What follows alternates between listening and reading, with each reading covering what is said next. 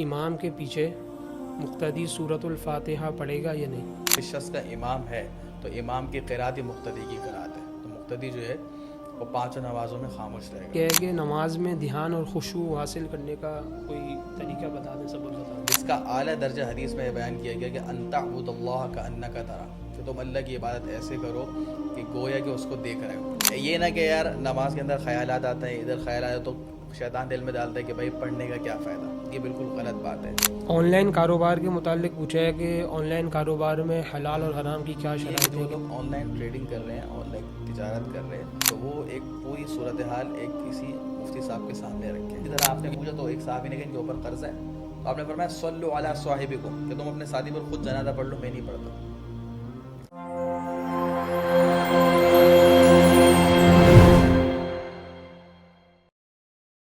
السلام علیکم ناظرین کرام، میں ہوں ادین الہی۔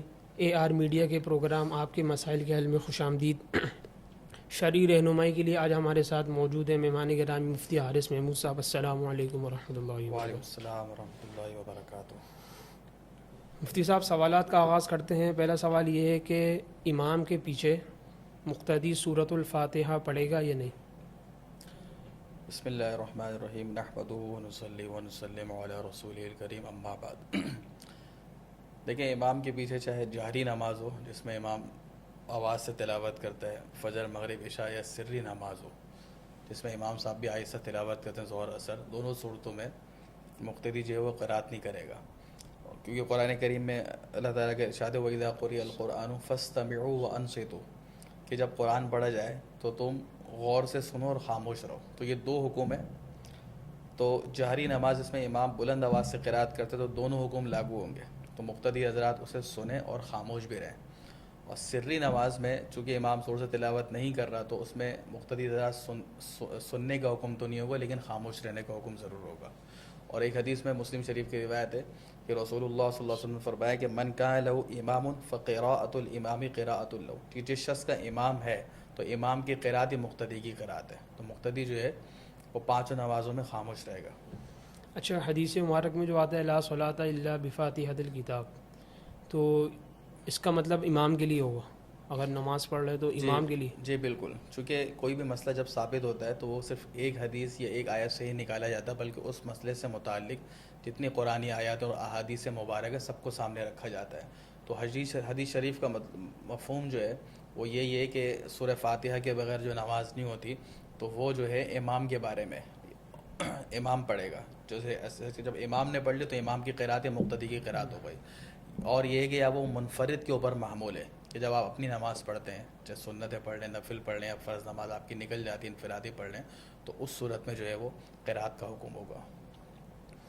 اچھا، ایک اور سوال نماز کے بارے میں کیا ہے کہ نماز میں دھیان اور خشوع حاصل کرنے کا کوئی طریقہ بتا دیں، سبب بتا دیں۔ دیکھیں، کافی زیادہ سوال کرتے ہیں کہ نماز پڑھتے ہیں تو توجہ بڑھ جاتی ہے۔ تو پہلی بات تو یہ ہے کہ خشوع کا حکم جو ہے قرآن میں اللہ تعالیٰ نے دیا اقیم الصلاۃ لذکری، کہ تم نماز کو قائم کرو میری یاد کے لیے۔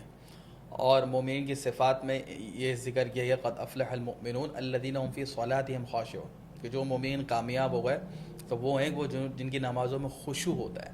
خشوع اصل میں دل کی صفت ہے۔ خشوع کا مطلب ہے سکون، توجہ، کہ آسان الفاظ میں مفہوم یہ ہے کہ انسان کا دل و دماغ جو ہے وہ اللہ تعالیٰ کی ذات کی طرف متوجہ رہے، جس کا اعلیٰ درجہ حدیث میں بیان کیا گیا کہ ان تعبد اللہ کأنک ترا، کہ تم اللہ کی عبادت ایسے کرو کہ گویا کہ اس کو دیکھ رہے ہو۔ اور اگر یہ کیفیت بنانا مشکل ہو تو کم سے کم یہ کیفیت بنا لو فإنہ یراک، کہ وہ تمہیں دیکھ رہا ہے۔ اور جب یہ بندے کو یہ دھیان نصیب ہو جائے کہ اس کا مالک اسے دیکھ رہا ہے، تو کہتے ہیں کام بالکل درست طریقے سے ادا ہو جائے، تو نماز و سنتوں کے مطابق ادا ہوگی۔ اب سوال یہ کہ کیسے حاصل ہو جائے، تو دیکھیں جن نمازوں میں جو انفرادی نماز اس میں تو بہت آسان ہے، علماء لکھے کہ جو آپ تلاوت کر رہے ہیں آپ اسی کی طرف توجہ کریں، رسمی طور پر صرف قرات نہ ہو۔ جب آپ الحمدللہ رب العالمین پڑھتے ہیں تو اسی کی طرف توجہ کریں، الرحمن الرحیم پڑھ لیں تو اسی کی طرف توجہ رکھیں۔ یہ جو ہے پہلی سیڑھی ہے۔ جب اس قرات کی طرف توجہ رکھیں گے تو انشاءاللہ وہ کیفیت بھی پیدا ہو جائے گی کہ تم اللہ کی عبادت ایسے کرو گویا کہ اس کو دیکھ رہے ہو۔ اور اس میں یہ ہے کہ اگر آپ اس کا معنی اور مفہوم جانتے تو اس کی طرف توجہ کریں. اور ہر مسلمان کو یہ ہے کہ سورہ فاتحہ اور چند صورتوں کو معنی سیکھ لینا چاہیے تاکہ نماز میں توجہ رکھنا، خشوع والی نماز پڑھنا آسان ہو جائے. اچھا، اس کے علاوہ یہ ہے کہ کچھ چیزیں ہیں جو چھوٹی چھوٹی چیزیں سمجھی جاتی ہیں لیکن اس میں خشوع اور نماز کی توجہ کا بڑا اثر ہے. ایک بات علماء نے یہ لکھی کہ آپ وضو اچھی طرح کریں، کیونکہ وضو کا اثر نماز پہ پڑے گا، کیونکہ ظاہر اور باطن میں اللہ تعالیٰ نے یکسانیت رکھی ہے. جو جتنا وضو جاندار ہوگا تو نماز کے اندر خشوع حاصل ہوگا. دوسری بات جو بہت اہم ہے وہ یہ ہے کہ فرض نمازوں میں جب، کیونکہ مردوں کو حکم یہ کہ وہ مسجد میں آگے باجماعت نماز ادا کریں، تو وہ 2-4 منٹ پہلے مسجد آ جائیں. اب ہوتا یہ کہ ہم نماز کھڑی ہوتی ہے تو ہم نے ذہن بنایا ہوا ہے کہ بھائی اب عشاء کی نماز 9:15 تو بالکل اینڈ ٹائم میں مسجد پہنچتے ہیں. تو ہوتا یہ کہ اگر آپ کہیں دکان سے آ رہے ہیں کہ کہیں روڈ سے آ رہے ہیں، وہاں پر آپ نے جو چیزیں دیکھی ہیں، جن کا مشاہدہ کیا ہے، وہی نماز میں اس کا خیال آئے گا. تو 2-4 منٹ پہلے آ جائیں گے، فرشتوں کے ماحول میں آ جائیں گے، 2 نفل پڑھ لیں گے، نماز سے پہلے کی سنتیں پڑھ لیں گے، تو جتنے خیالات ہیں وہ سارے چھٹ جائیں گے دماغ سے، تو توجہ حاصل ہو جائے گی. اس کے علاوہ علماء نے ایک بات یہ لکھی ہے کہ ہر ایسی چیز سے بچیں کہ جس سے آپ کو لگتا ہے کہ نماز میں وہ کہ توجہ میں وہ خلل ڈالے گی. اس کی مثال یہ ہے کہ ایک مرتبہ رسول اللہ صلی اللہ علیہ وسلم کو حضرت ابو جہم رضی اللہ عنہ ایک صحابی ہیں، انہوں نے ایک چادر ہدیے میں دی، اس پہ نقش و نگار تھا. تو احادیث میں کہ اللہ کے رسول علیہ السلام نے نماز پڑھی تو نماز میں آپ کی توجہ اس کے نقش و نگار پہ چلی گئی، تو آپ نے وہ چادر واپس کر دی. وہ کہا کہ نماز میں میری توجہ اس کی وجہ سے بڑھ گئی تھی. تو اس سے علماء نے اصول نکالا ہے کہ ہر ایسی چیز جس سے آپ کو لگتا ہے کہ نماز میں توجہ متاثر ہو جائے گی تو اس کو ترک کر دیں. اب مثال کے طور پر آج کے دور میں سب سے بنیادی چیز موبائل ہے، موبائل آف کر دیں، کم سے کم سائلنٹ کر لیں. اسی طریقے سے اگر آپ نے ہاتھ پہ گھڑی پہنی ہوئی ہے تو اگر آپ کو لگتا ہے یار گھڑی کی طرف بار بار توجہ جائے گی تو گھڑی بھی اتار کے جیب میں رکھ لیں. ٹھیک ہے. اور خصوصاً خواتین کو چاہیے کہ، اور یہ افضل بھی ہے کہ گھر کے اندر بھی نماز کے لیے ایک کمرہ، ایک جگہ مخصوص ہو کہ وہاں پہ جا کے وہ نماز پڑھیں. صحابیات میں اسی طرح تھا. اور اس کا فائدہ یہ ہوگا کہ جب نماز کے لیے ایک جگہ مخصوص ہوگی اور کوشش کریں کہ وہاں پر صرف عبادت کے لیے وہ جگہ ہو تو توجہ نہیں بٹے گی. اب ہوتا یہ ہے کہ بھائی جس کمرے میں نماز پڑھی وہیں بچے کھیل رہے ہیں، وہیں سب آنا جانا کر رہے ہیں، تو ظاہر سی بات ہے کہ جب آپ ان چیزوں کا خیال نہیں رکھیں گے تو انسان کی توجہ تو متاثر ہوگی. تو ان 3-4 چیزوں کا انشاءاللہ خیال رکھیں گے تو اللہ تعالیٰ سے قوی امید ہے کہ اس کی توجہ حاصل ہو جائے گی. باقی ایک بات، آخری بات یہ عرض کر رہا ہوں کہ نماز پڑھتے رہنا اصل ہے انسان اللہ کی عبادت کرے اور خشوع کی بھی کوشش کرے.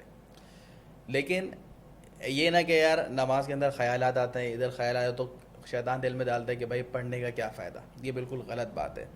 نماز جو پڑھنا ہے تو فرض تو ویسے بھی ذمے سے اتر جائے گا، اور انشاءاللہ جب پڑھتے پڑھتے جو ہے اس کی ہم اصل میں اس کی مشق اور پریکٹس نہیں کرتے، تو اس وجہ سے جو ہے نماز ہمیں جو ہے اس کو خشوع حاصل نہیں ہوتا. تو انشاءاللہ ان چیزوں کا خیال رکھیں گے اور دعائیں بھی کریں گے تو انشاءاللہ نماز کے اندر جو ہے خشوع حاصل ہو جائے گی اور اللہ تعالیٰ کی طرف توجہ والی نماز جو ہے وہ ہمیں نصیب ہوگی.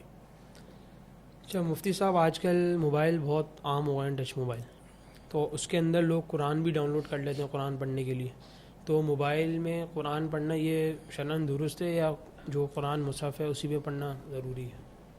دیکھیں، افضل طریقہ تو یہ لکھا کہ جو اصل مصحف ہے اس کو اٹھا کر پڑھیں، اور اس میں ثواب بھی زیادہ کہ آپ اٹھائیں گے.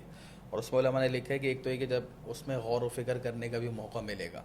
لیکن موبائل میں بھی چونکہ قرآن ڈاؤن لوڈ کر لیے تو آپ تلاوت کریں تو تلاوت تو آپ زبان سے ہی کر رہے ہیں، تو اس میں بھی انشاءاللہ پورا ثواب ملے گا. تو جو حضرات پڑھتے ہیں تو ان کو سختی نہ کی جائے، لیکن کوشش یہ کی جائے کہ قرآن کریم بھی ہاتھ میں لے کے پڑھیں تاکہ اس کی بھی عادت برقرار رہے. اچھا، اس میں بھی وضو کرنا شرط ہوگا اگر وہ موبائل میں پکڑ کے پڑھ رہا ہے تو؟ دیکھیں، اس میں اہل علم کا اختلاف ہے، لیکن بعض اہل علم کی رائے یہ ہے کہ چونکہ قرآن کریم میں جو قرآن ہے وہ اس کے الفاظ اور اس کے نقوش ہیں، بعینی وہ مصحف نہیں ہے، لہذا بغیر وضو کی بھی اگر کوئی ہاتھ لگاتا ہے تو یہ بھی جائز ہے. لیکن آداب میں سے یہی ہے کہ کوشش کی جائے کہ باوضو اس کو چھوا جائے. اب اس میں یہ ہوتا ہے کہ بس اوقات انسان سفر میں اور قرآن کریم ساتھ نہیں ہے تو وضو بھی نہیں ہے، تو اس میں بالکل آپ کو اپنا معمول پورا کرنا ہے، سورہ یاسین پڑھنی ہے، سورہ ملک پڑھنی ہے، ویسے قرآن پڑھنا ہے تو آپ موبائل میں کھول کے قرآن پڑھ سکتے ہیں. اچھا مفتی صاحب، اگر کوئی شخص جماعت کی نماز میں لیٹ ہو جاتا ہے، امام نماز شروع کر دی اس نے، تو پھر وہ امام کے ساتھ اس کا شامل ہونے کا کیا طریقہ ہوگا؟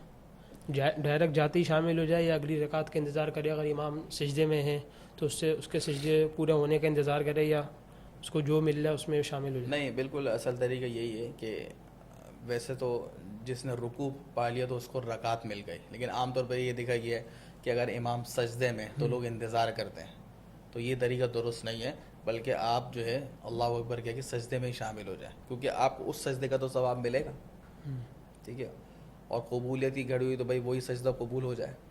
تو یہ تو بالکل ناقدری والی بات ہے کہ آپ انتظار کر رہے ہیں. بس اوقات دونوں سجدوں میں لوگ انتظار کرتے ہیں، نیت نہیں باندھتے، نیت باندھتے شامل ہو جائے، وہ اگرچہ رکعت شمار نہیں ہوگی لیکن سجدے کا ثواب تو ملے گا.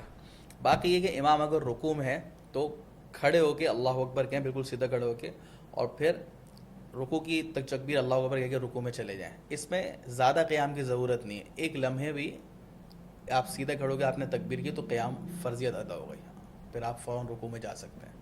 اچھا، بعض اوقات ایسا ہوتا ہے کہ امام سجدے میں ہوتا ہے، پیچھے سے مقتدی آتا ہے وضو کر کے، تو اس کو اس صورت میں تو ایجاد ہوگی نا کہ اپنی وہ آستینیں صحیح کر لے یا اپنا پانی جھاڑ لے، ڈائریکٹ اس کو ہاں، سجدے میں؟ آستینیں اگر اوپر چڑھی ہوئی ہیں تو چونکہ نماز کے آداب میں سے یہ لکھا ہوا ہے کہ بھائی آستینیں نیچے کرے اور پھر اللہ اکبر کہے، بالکل اس کی اجازت ہوگی.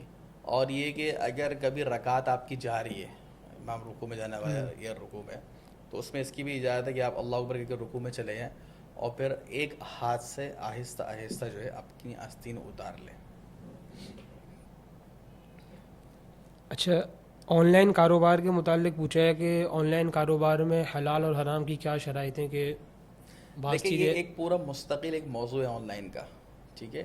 تو جو اس میں یہ ہے کہ جو لوگ آن لائن ٹریڈنگ کر رہے ہیں، آن لائن تجارت کر رہے ہیں، تو وہ جس طریقے سے جو ہے اپنا مال بیچنا چاہ رہے ہیں، تو وہ ایک پوری صورتحال ایک کسی مفتی صاحب کے سامنے رکھیں. کیونکہ بسا اوقات ایسا ہوتا ہے کہ بھائی آپ کے پاس سامان سارا گھر میں پڑا ہوا ہے، ٹھیک ہے، اب آپ نے جو ہے اس کی پکچرز وغیرہ لگا دیں تو پھر اس میں تو اتنا مسئلہ نہیں ہوتا کیونکہ آپ کے قبضے میں چیزیں آپ بیچ رہے ہیں. لیکن بسا اوقات ایسا ہوتا ہے کہ آپ کے قبضے میں چیز نہیں ہوتی، ٹھیک ہے، اور آپ جو ہے اس کی پکچرز لے کے لگا دیتے ہیں، ٹھیک ہے. تو اس میں شرائط ہیں، تو جو کام کر رہے ہیں وہ پوری تفصیل سمجھ کے جو ہے اس کو جو ہے انشاءاللہ کریں. اچھا، قرض کے متعلق سوال کیا ہے کہ قرض لینا اور قرض کو دینا کس صورت میں جائز ہے؟ دیکھیے جہاں تک جائز کی بات ہے تو پھر تو وہ ایک یہ ہے کہ اگر قرض دینا والا ہے تو پھر تو دیکھیں قرض دینے کی فضائل ہیں احادیث میں، کیونکہ ظاہر سی بات ہے کہ شریف آدمی جب قرض مانگ رہا ہے تو اس کو ضرورت ہے جبھی مانگ رہا ہے. اور ایک روایات میں تو یہ آتا ہے کہ صدقہ کے اندر 10 نیکیاں ہیں اور قرض دینے میں 18 نیکیاں ہیں. اور اس کی وجہ یہ بیان کی گئی کہ بسا اوقات آپ کسی کو صدقہ کر رہے ہوتے ہیں تو بسا اوقات اس کو اتنی ضرورت بھی نہیں ہوتی، آپ تو ضرورت مند دیکھ سمجھ کے دے رہے ہوتے ہیں لیکن اس کی ضرورت اتنی نہیں ہوتی. لیکن جب آدمی آپ سے کوئی قرض مانگ رہا ہے تو لا محالہ اس کو کوئی ضرورت ہی پیش آئی، مشکل، گھر کا کرایہ دینا ہے یا راشن وغیرہ کے لیے بچوں کی فیس دینی ہے، تو اس کو چونکہ اس کی ضرورت زیادہ پوری کرنا ہے تو اس میں ثواب زیادہ ہے. اور پھر احادیث میں یہ بھی ہے کہ اگر قرآن کریم میں بھی حکم ہے کہ اگر کوئی ٹائم پیریڈ آپ نے طے کیا ہوا ہے لیکن آپ کو لگتا ہے کہ بھائی واقعتاً اس نے کوشش کی ہے قرض کی ادائیگی لیکن وہ پھنس گیا، اس کو اور ٹائم چاہیے، تو وَإِنْ كَانَ ذُو عُسْرَةٍ فَنَظِرَةٌ إِلَىٰ مَيْسَرَةٍ، کہ اگر وہ تنگ دست ہے تو قرآن نے کہا بھائی اس کو مہلت دے دو. اور احادیث میں اس کی بڑے فضائل ہیں. من انظر معسرا او وضع عنہ، حدیث میں فرمایا کہ جو کسی تنگ دست کو مہلت دے دے یا قرضہ معاف کر دے تو اظلہ اللہ تعالیٰ فی ظلہ، اللہ تعالیٰ اس کو قیامت کے دن اپنے عرش کا سایہ عطا فرمائے گا. اتنی بڑی فضیلت آئی ہے. باقی جہاں تک آپ نے بات کی ہے قرضہ لینا، تو اس میں تفصیل ہے. دیکھیں قرض جو لینا ہو وہ انتہائی ضرورت کے وقت لینا چاہیے. اپنے اوپر مقروض کا لیبل چڑھا لینا کہ آپ کے اوپر قرضہ چڑھا ہوا ہے، آپ مقروض ہیں، اس کی بالکل بھی شریعت حوصلہ افزائی نہیں کرتی. ضرورت یہ جیسے میں نے عرض کیا کہ بھائی گھر کا کرایہ دینا ہے یا کھانے پینے میں ہی مسئلہ آ گیا تو پھر تو قرض آپ لے سکتے ہیں. لیکن ضرورت سے اوپر پھر جو درجہ آ جاتا ہے وہ آسائشوں کا آ جاتا ہے، وہ خواہشات کا آ جاتا ہے، پھر اس کی کوئی حد نہیں. اب چھوٹی سی مثال دیتا ہوں، اب آپ کے پاس جو ایک موبائل ہے 20-30 ہزار روپے کا، اس کی آپ کی ضرورت، اب آپ کہتے نہیں بھائی میں تو جو ہے نا فلاں موبائل کا نیا ورژن ہے وہ لوں گا، میں آئی فون لوں گا.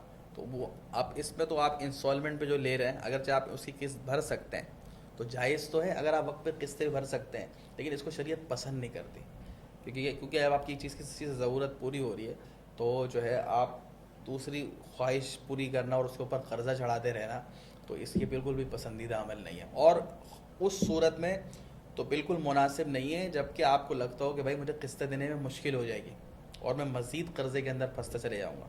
آپ اس بات کا اندازہ اس سے لگائیں کہ بالکل ابتدائی دور کے اندر جب کوئی جنازہ آتا تو رسول اللہ صلی اللہ علیہ وسلم پوچھتے کہ اس کے اوپر قرضہ تو نہیں ہے۔ ایک واقعہ پیش آیا تو اسی طرح آپ نے پوچھا تو ایک صحابی نے کہا ان کے اوپر قرضہ ہے، تو آپ نے فرمایا صلوا علی صاحبکم، کہ تم اپنے ساتھی پر خود جنازہ پڑھ لو، میں نہیں پڑھتا۔ تو حضرت ابو قتادہ رضی اللہ عنہ ایک صحابی ہیں، انہوں نے کہا کہ بھائی میں اس سے قرضہ اپنے ذمہ لیتا ہوں۔ تو پھر روایت میں کہ اللہ کے رسول علیہ الصلوۃ والسلام نے جنازہ پڑھا۔ تو یہ امت کو تعلیم دینی تھی کہ قرض جو لینا ہے وہ انتہائی ضرورت کے درجے میں لینا ہے۔ اپنی آسائشوں کے لیے، خواہشات کے لیے قرضے لینا شریعت بالکل بھی جو ہے اس کی حوصلہ افزائی نہیں کرتی بلکہ اس کی حوصلہ شکنی کرتی ہے۔ جزاک اللہ مفتی صاحب، وقت دینے کا شکریہ۔ اللہ تعالی ہم سب کو مسائل سمجھ کر اس پر عمل کرنے کی توفیق عطا فرمائے۔ السلام علیکم ورحمۃ اللہ وبرکاتہ۔